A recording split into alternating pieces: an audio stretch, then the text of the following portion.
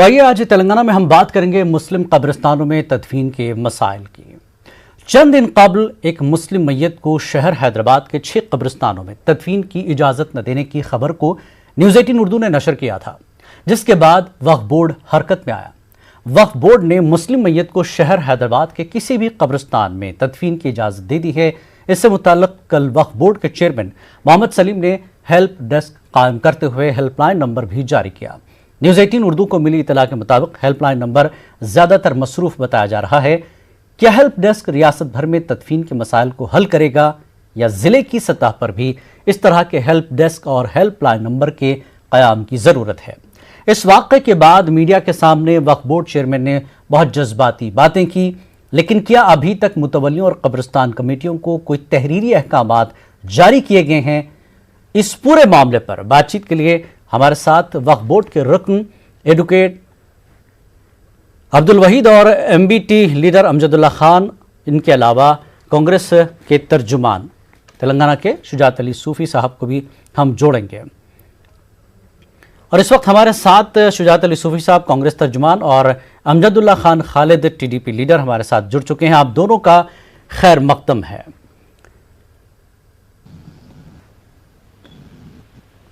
अमजद साहब, जिस तरह से हालिया वाक़या पेश आया है, वक्फ बोर्ड को लेकर आप काफ़ी सरगर्म रहते हैं सोशल मीडिया पर या इस तरह की चीज़ों को लेकर। मसला ये है कि ये चीज़ें वक्फ बोर्ड पहले से तय क्यों नहीं करता? क्योंकि ये तमाम उमूर जो है औकाफ की जिम्मेदारी है, वक्फ चेयरमैन की या वक्फ कमेटी की जिम्मेदारी है। इतना बड़ा वाक़या होने के बाद एक्शन लिया जाता है। कैसे देखते हैं इस वाक़े को पूरे आप? नहीं, देखिए कि सबसे कमज़ोर अगर कोई दफ्तर है गवर्नमेंट एजेंसीज में तो वो है हमारा वक्फ बोर्ड। हालांकि सबसे रिचेस्ट अगर कोई इदारा आप देख सकते हैं तो वो है वक्फ बोर्ड। तो इसको जो है सिस्टमेटिक तरीके से कमज़ोर किया गया है। चाहे कोई भी हुकूमत रहने दीजिए, कांग्रेस रहने दीजिए, TDP रहने दीजिए या मौजूदा TRS पार्टी रहने दीजिए, जब तक कायदीन अपोजिशन में रहते हैं सबको वक्फ बोर्ड की हमदर्दी रहती है। लेकिन पिछले 3 गवर्नमेंट की तरफ से हमारा 12 मुतालिबा है कि कमिश्नरेट के पावर्स दिया जाए। अगर वक्फ बोर्ड को कमिश्नरेट के पावर्स दिए जाएंगे तो ये करोड़ों रुपए की जो जायदाद है वक्फ बोर्ड की, उसकी हिफाजत की जाएंगी जी। तो इसमें जो है कि ना किसी जितनी भी गवर्नमेंट्स आए हैं ये तमाम जो है वक्फ बोर्ड को सिर्फ लूटने का काम किए, लेकिन किसी भी गवर्नमेंट ने वक्फ बोर्ड को बचाने का या वक्फ की जायदादों को बचाने का काम नहीं किया है जी। जो मौजूदा चेयरमैन होता है वक्फ बोर्ड का, ये बिल्कुल एक डम्मी कैंडिडेट रहता है, इसके हाथ में कोई पावर नहीं। देखिए, कैंडिडेट कौन डम्मी होता है क्या, लेकिन एक सरकार का हिस्सा है। सरकार यानी एक तरह से उसको सरकार ही मानेंगे हम। आप जब तक वक्फ बोर्ड को कमिश्नरेट के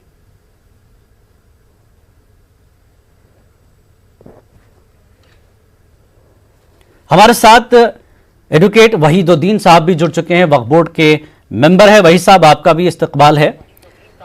मुस्लिम मैयत की तदफीन को लेकर जो बड़ा वाक़या पेश आया है, इसके बाद औकाफ जागता है 5-6 दिन के बाद, हंगामी मीटिंग होती है। चेयरमैन साहब बातें बहुत अच्छी करते हैं, जज्बाती बातें हैं मीडिया के सामने।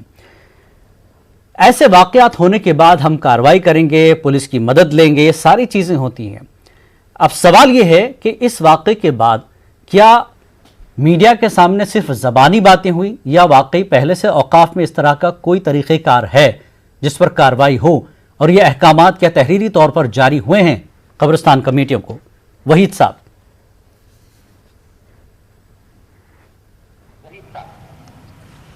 अस्सलाम वालेकुम व रहमतुल्लाहि व बरकातुहू। जो पिछले 3-4 दिन पहले, जो ईद से 2 दिन पहले का जो हादसा है, वो हादसे के बाद जो मसाइल उठ खड़े हुए हैं जी, मगर मैं ये गौर कर रहा हूँ कि ये मसले को लेकर लोग वक्फ बोर्ड को मौरूद इल्ज़ाम ठहरा रहे हैं जी। ये सरासर गलत है, क्योंकि किसी ने भी ना वहाँ के मुकामी कोई लीडर्स ने, ना वो ख्वाजा साहब के कोई रिश्तेदारों ने, किसी ने भी अब तक वक्फ बोर्ड से कांटेक्ट नहीं किया जी। फिर भी हमें जैसे ही हमें इत्तला मिली, उसके बाद हम भी एक्शन में आए।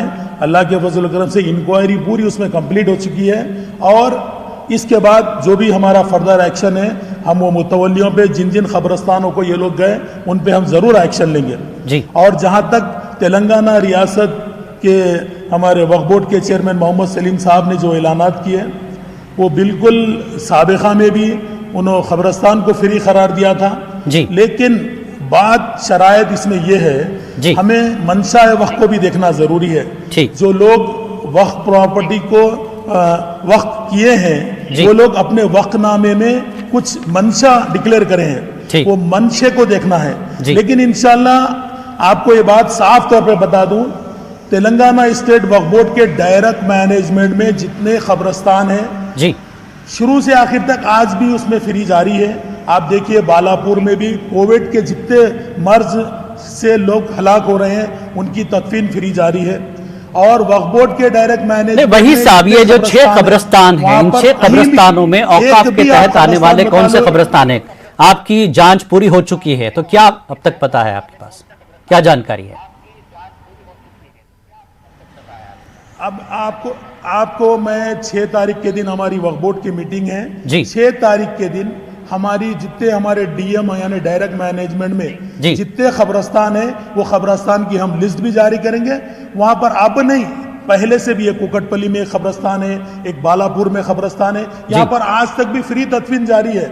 और मैं आपको ये साफ तौर पे कह दूं, तेलंगाना स्टेट वक्फ बोर्ड जितने डायरेक्ट मैनेजमेंट में खबरस्तान है, वहां पर कभी भी किसी से भी 1 रुपया भी वसूल नहीं किया। नहीं, बात पैसे वसूल करने की नहीं है, यहाँ तो जगह देने से ही इनकार कर दिया गया। सवाल ये है, जगह देने से ही इनकार कर दिया गया। और चेयरमैन साहब ने कल कहा कि तेलंगाना के किसी भी कब्रिस्तान में मैयत को तदफीन से इनकार नहीं किया जा सकता, चाहे वो औकाफ की हो, औकाफ बोर्ड के अंडर में आती हो या नहीं आती हो। इस चीज को आप गौर करिए, नहीं, इस चीज को आप गौर करिए। हम भी शहर में हैं और आप भी शहर में हैं जी। कई चीजों में ऐसे मसाइल आए तो कोई भी वक्फ बोर्ड से कांटेक्ट करता है, या मस्जिद के अगर खबरस्तान नहीं मिल रहा, अगर नया आदमी है तो कम से कम उन्हें मस्जिद के आइमा हजरात को टच करते थे। मस्जिद के आइमा हजरात वक्फ बोर्ड के या खबरस्तानों के जिम्मेदारों से टच रहते थे। लेकिन ये लोग जो ख्वाजा साहब के रिश्तेदार हैं, इन्हों खुद भी इनके घर वाले खबरस्तानों को नहीं गए। कोई संदीप नामी शख्स के साथ एक उसके 2 साथियां खबरस्तान को गए बोल के हमें जो इत्तलात आ रही है, हम उस पे इंक्वायरी भी करा रहे हैं। ठीक है, इंशाल्लाह उस पे सख्त एक्शन भी लिया जाएगा। ठीक है, चलिए आप एक्शन ले रहे हैं। हमारे साथ शुजात अली सूफी साहब फोन लाइन पर जुड़ चुके हैं। शुजात अली सूफी साहब, इस वाक़े को आपने देखा, पढ़ा, सारी चीजें आपके सामने हैं, कहां कमजोरी रह गई? इस तरह के वाकयात शहर में होते हैं, कितना शर्मनाक है ये तमाम उन लोगों के लिए जो मुस्लिम मैयत के लिए जगह नहीं मिलती है, जो जिम्मेदारान अपने आप को मुस्लिम रहनुमाई का दावा ठोकते हैं या इस तरह के वाकयात से बिल्कुल दूर रहते हैं या वाकिफ ही नहीं होते।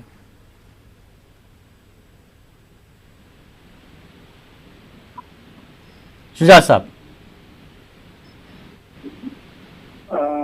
जिलानी, मैं तो सबसे पहले उन हिंदू भाइयों से इज़हार तशक्कुर करूंगा जी, जिन्होंने इंसानियत का एक बेहतरीन सबूत दिया है। बिल्कुल। उसके बाद मैं वक्फ बोर्ड की सख्त अल्फाज में मजम्मत करूंगा, क्योंकि ये जो इदारा है मजहूल है और थर्ड रेट है।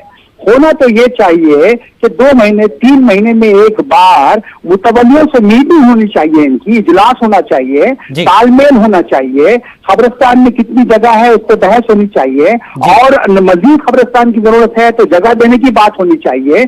ये सब नहीं करके हमने ऐसा किया, हमने वैसा किया, ये जो थर्ड रेट टाइप की जो मेंटालिटी है इसको खत्म होना चाहिए जी। कई जगह पर ऐसा भी हुआ कि हिंदू मैयत को उनके रिश्तेदारों ने छूने से इनकार कर दिया, तो मुसलमानों ने उनकी जो है मदद की। बिल्कुल, इस तरह के वाक़यात को भी ऐसा ही कर लूंगा, क्योंकि हिंदुस्तान में इंसानियत जो है पूरे उरूज पर है। बिल्कुल, हिंदुस्तान में अगर इंसानियत नहीं होती तो हमारी जो तारीख है 5000-6000 साल की, वो जो है बरकरार नहीं होती थी। बिल्कुल। तो मेरा ये दावा है कि वक्फ बोर्ड इंतहाई मजहूल है, उसमें जो काम करते हैं वो लोग करप्ट हैं, वो सिर्फ जो है मैनेज करते हैं, करप्शन करके मुतवल्लियों को मैनेज करते हैं, इसके अलावा वो लोग कोई काम नहीं कर रहे हैं। किराए नहीं बढ़ाते। ठीक है, बिल्कुल, बेशक इन हालात के बीच में हिंदू हो या मुसलमान भाइयों ने एक दूसरे के लिए जो काम किया है वो काबिल तारीफ है। और इस मैयत को लेकर हालांकि ये भी कहा गया 50 रुपए का बॉन्ड उन्होंने दिया कि इसको कच्ची खबर आप दे दीजिए, वो बॉन्ड लेकर आता है हिंदू भाई। हम उसकी भी बहुत उसकी सराहना करते हैं, तारीफ करते हैं कि जब तक इस तरह का जज्बा कायम रहेगा, लोगों में मेल मिलाप और मोहब्बत बाकी रहेगी। अमजदुल्ला खान खालिद, आप अपनी बात पूरी नहीं कर पाए इस वक्त कि वक्फ बोर्ड के दावे यही है कि साहब हम काम कर रहे हैं, हमारे जो कमेटी के तहत जो कब्रिस्तान आते हैं वहां सारी चीजें ठीक है, फिर ये मसला हुआ क्यों? फिर साहब वक्फ बोर्ड कैसा काम कर रहा देखिए जी कि आज 2 साल से जो है हमारे सीएम साहब वक्फ बोर्ड के दफ्तर को लॉक डाल दिए। वक्फ बोर्ड का सारा रिकॉर्ड जो है लॉकअप में है। कई अहम जो अदालत में केसेस चल रहे हैं वक्फ बोर्ड उसको हारते जा रही है और वक्फ बोर्ड काम कर रही है। टीआरएस के कोई भी मुस्लिम कायदीन या कोई भी वक्फ बोर्ड के मेंबर में ये दम नहीं है कि जाके चीफ मिनिस्टर से 2 साल से नुमाइंदगी नहीं करे कि भाई आप ये लाख क्यों डाले, लाख खोलो बोल। या कोई मुस्लिम एमएलए एमपी में ये हिम्मत नहीं है कि जाके सीएम साहब को एक मेमोरेंडम नहीं पेश कर रही। या वो जो जितने टीआरएस गवर्नमेंट को मदद किए इलेक्शन में, जितने उलमा मशाइखीन, कोई एक भी 2 साल में जाके ये नहीं बोल रहे कि साहब ये लाख क्यों डाले दफ्तर को, आप लाख खोलिए हमारे। अमजदुल्ला खान साहब, ठीक है, वाकया हो गया है, वो तहकीकात की चीजें, कानूनी चीजें आई थी। मैं ये जानना चाह रहा हूं औकाफ में क्या कोई तरीका, सिस्टम कोई ऐसा है आपकी नजर में जिसमें खामियां हैं, जिसकी वजह से ये वाकयात आ रहे हैं कि मुस्लिम मैयतों के लिए एक मसला खड़ा हो रहा है अभी? नहीं, आप देखिए साहब, अब जो मौजूदा हैदराबाद में जितने कब्रिस्तान हैं, आप देखिए जो बड़े बड़े कब्रिस्तान है, सुल्तान दायरा कब्रिस्तान है, दरगाह ये सुल्तान शाही में जो मीर मोमिन साहब का दायरा है जी, जितने आप चाहे वो मिसरीगंज का कब्रिस्तान लीजिए, नामपल्ली दरगाह का कब्रिस्तान लीजिए, ये तकरीबन खबर जो है फुल हो गए।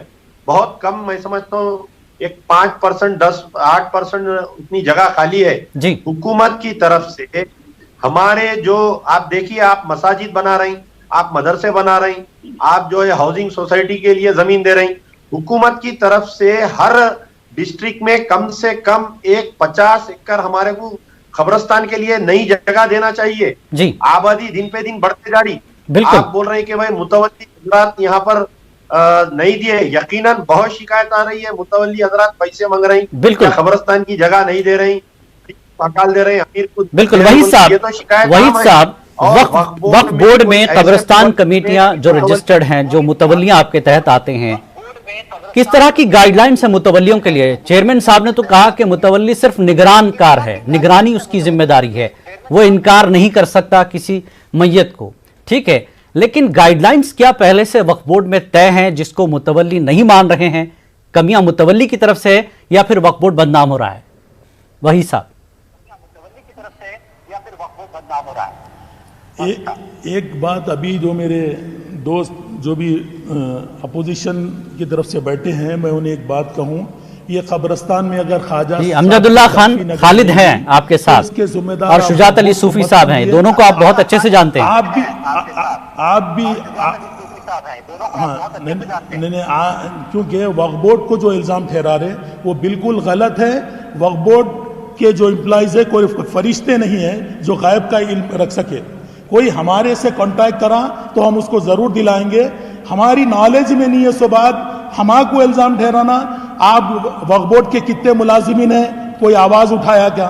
वक्फ बोर्ड के मुलाजिमीन जितने हैं पूरे तेलंगाना रियासत में, एक जिले में एक इंस्पेक्टर है, एक जिले में एक इंस्पेक्टर है जी। वो अपनी सर पे कफन बांधकर निकलता है जगह की हिफाजत के लिए जी। और बार बार हर मसले में लेकर वक्फ बोर्ड को इल्जाम ठहराना बिल्कुल गलत है। नहीं, मैं भी यही चाह रहा हूँ। देखिए, मैं यही जानना चाह रहा हूँ कि औकाफ पर वक्फ बोर्ड पर इल्जामात ना लगे। वक्फ बोर्ड के जो अहकामात है, उसके जो कायदे हैं, उसके जो तरीके हैं, वो आम लोगों तक पहुंचे। आज न्यूज 18 नेटवर्क की जानिब से कि आपके अहकामात क्या है मुतवल्लियों को, ये नहीं कि मीडिया के सामने सिर्फ आप जबानी बातें कर दें, गाइडलाइंस आप जारी करिए। और अगर कोई इनकार करता है तो उसी वक्त उसके साथ कार्रवाई होनी चाहिए, 5-6 दिन का वक्त नहीं लगना चाहिए। और पहले तो कोई इनकार ही ना करे। अगर उसके पास आपके वक्फ बोर्ड की गाइडलाइंस है तो वो इनकार करने की हिम्मत ही ना करे, पहली बात। आपको एक बात मैं साफ तौर पे कह दूं, हमारी 6 तारीख के दिन मीटिंग है, हम इस पे सख्त एक्शन लेने वाले हैं और सख्त नोट लेंगे। और एक बात साफ तौर पे बता दूं आपको, ये जितनी वक्फ जायदादें हैं, ये जितने वक्फ जायदादें हैं, जो कब्रिस्तान है या ईदगाहें हैं, ये जितने भी है, किसी ना किसी के वक्त किए हुए जायदादें हैं।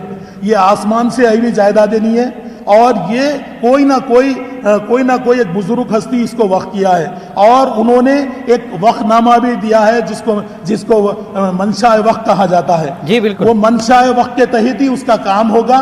इसके ऊपर गैर जरूरी वावेला मचाने की जरूरत नहीं, बिल्कुल नहीं होना चाहिए। हम भी यही चाहते हैं। चलिए एक छोटा सा ब्रेक यहाँ पर लूंगा, आप तीनों मेरे साथ जुड़े रहिए। सलीम साहब ने यह भी कहा था कि कब्रिस्तानों में फ्री तदफीन होगी। क्या वाकई फ्री तदफीन हो रही है या फिर खबरें बेची जा रही हैं लाखों रुपए में?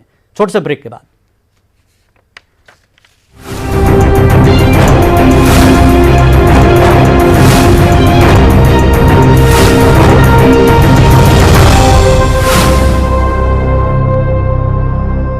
इस न्यूज हेडलाइंस के प्रायोजक सच्ची सहेली, महिलाओं के लिए सबसे भरोसेमंद औषधि एवं टॉनिक।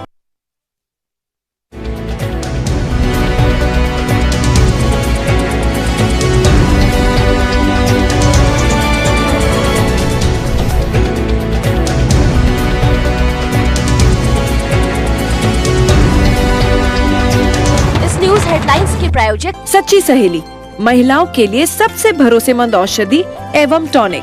ये आज मोदी के दौर का भारत है। हम चाइना के सामने भी मजबूती से खड़े हैं। वहाँ पर एक नीतीश कुमार का चेहरा है जो बीजेपी के नहीं है। नीतीश कुमार जी की क़यादत में ही चुनाव लड़ेंगे। क्या ये जो कोरोना पैंडेमिक, ये जो वबा है, ये बहुत सारी चीजों को बदल कर रख देगा? बदल गई है दुनिया, ये बात आप मान लीजिए जी। कोरोना पैंडेमिक ऐसा है जो बड़ा सेकुलर टाइप की बीमारी है। न ये मुल्क देखता है, न ये जात मजहब देखता है, न रंग देखता है। जो चैलेंजेस हैं और जो चुनौती है उसको अवसर में हम लोग बदलेंगे। बीजेपी के कौमी तर्जुमान शाहनवाज हुसैन से देखिए खास मुलाकात रात 8:56 पर, सिर्फ न्यूज़ 18 उर्दू पर। मुद्दतों बाद पापा को यूं उछलते 6 states, 1200 plus reporters, 66.9 crore viewers. India's largest news network, News 18 Network.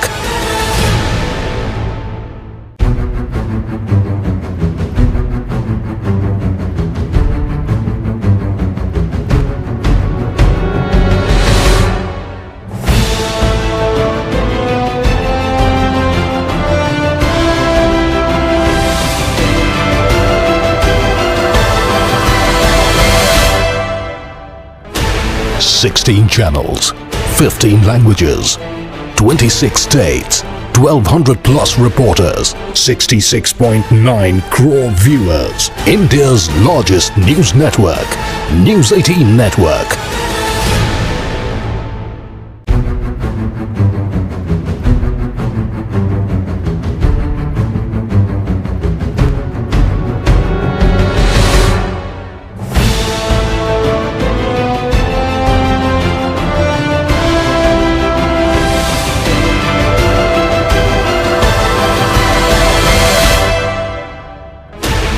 Sixteen channels, 15 languages, 26 states, 1200 plus reporters, 66.9 crore viewers. India's largest news network, News 18 Network.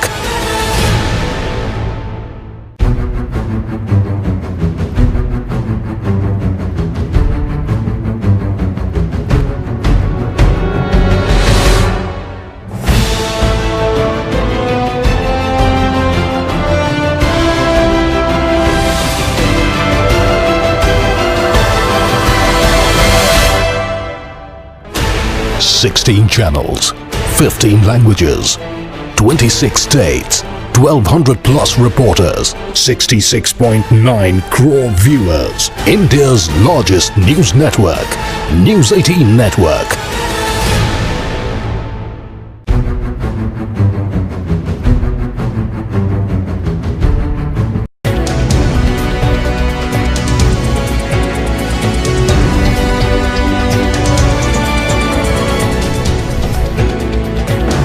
Headlines के प्रायोजक सच्ची सहेली, महिलाओं के लिए सबसे भरोसेमंद औषधि एवं टॉनिक।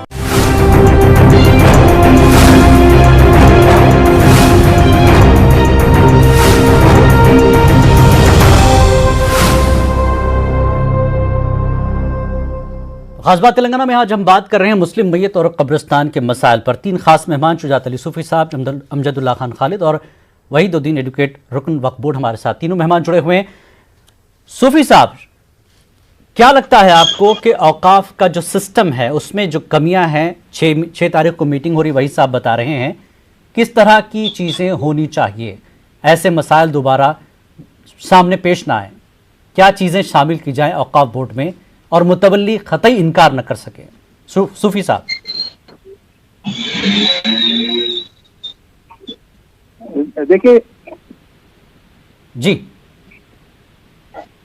देखिए जिलानी साहब, बहुत ही सिंपल बात है। कोई इदारा अगर कमजोर है, मजहूल है, निकम्मा है, उसके पास वसाइल नहीं है, तो वो इदारे से आप किसी किस्म की जो है नतीजे की उम्मीद मत रखिए।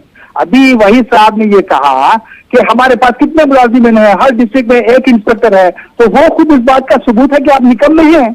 आप बढ़ाइए, इंस्पेक्टर्स को बढ़ाइए, लोगों को लीजिए, आउटसोर्सिंग से लोगों को लीजिए, उनको जो है मुनासिब तनख्वाह दीजिए, उनको जो है करप्शन करने का मौका न दीजिए, अच्छी तनख्वाह दीजिए उनको, तो आप जो है काम कर सकेंगे।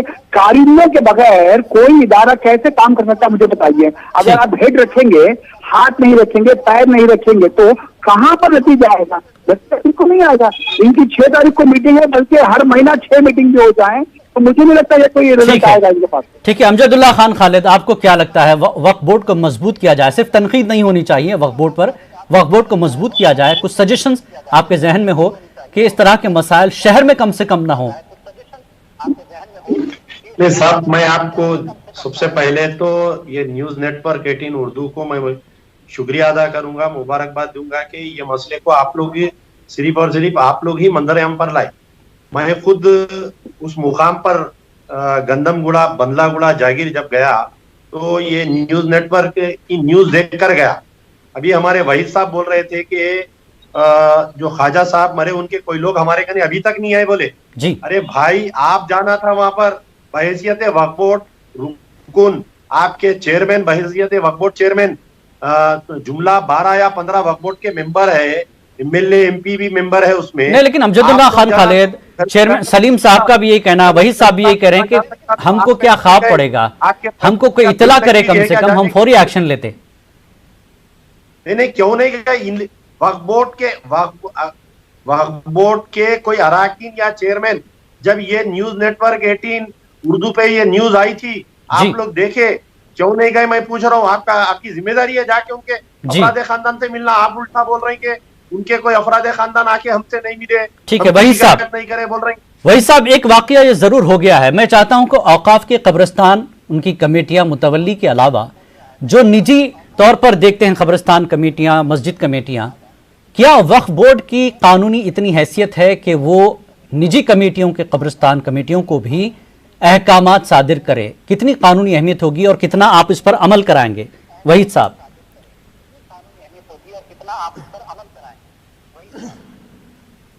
एक बात मैं आपको बता दूं, अभी हमारे एक दोस्त बता रहे थे वक्फ बोर्ड को निकम्मा करार दे रहे थे।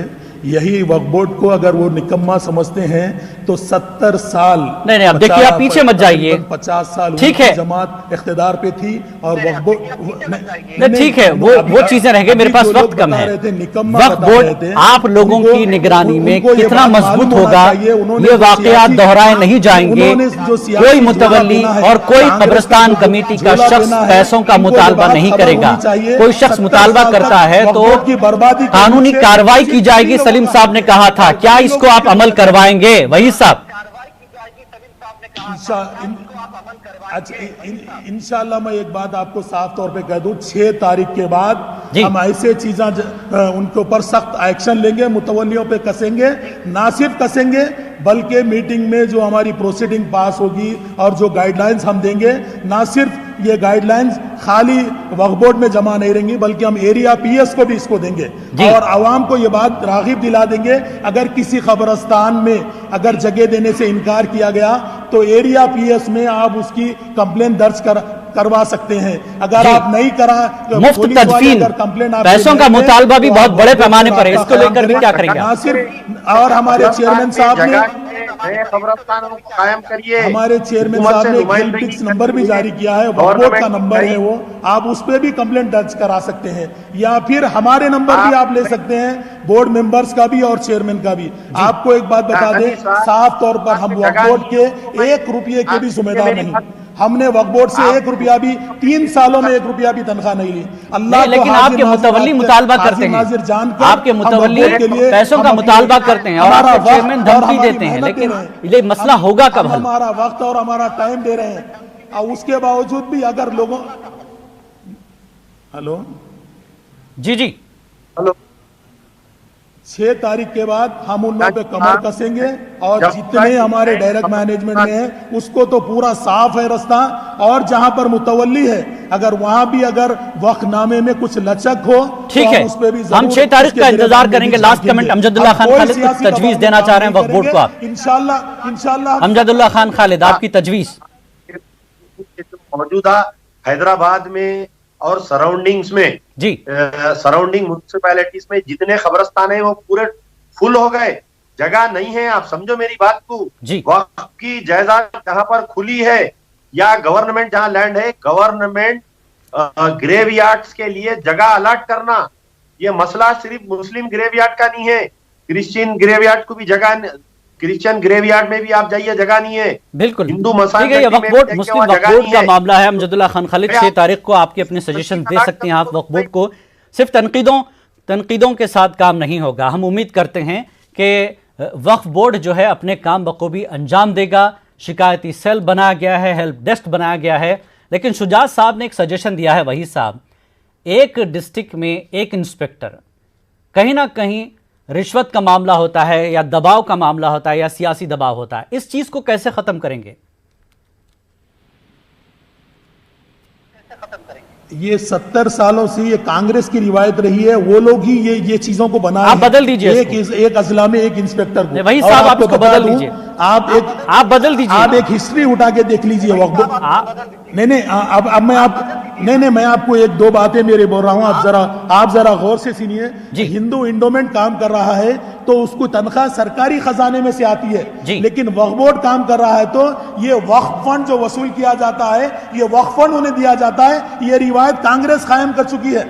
अगर ये गवर्नमेंट ट्रेजरी में से अगर वक्फ बोर्ड की एम्प्लॉइज की ठीक है, चलिए कांग्रेस पर सारा ठीकरा आप फोड़ेंगे, आपका दूसरा टर्म है टीआरएस का, आप बदल दीजिए ना इसको।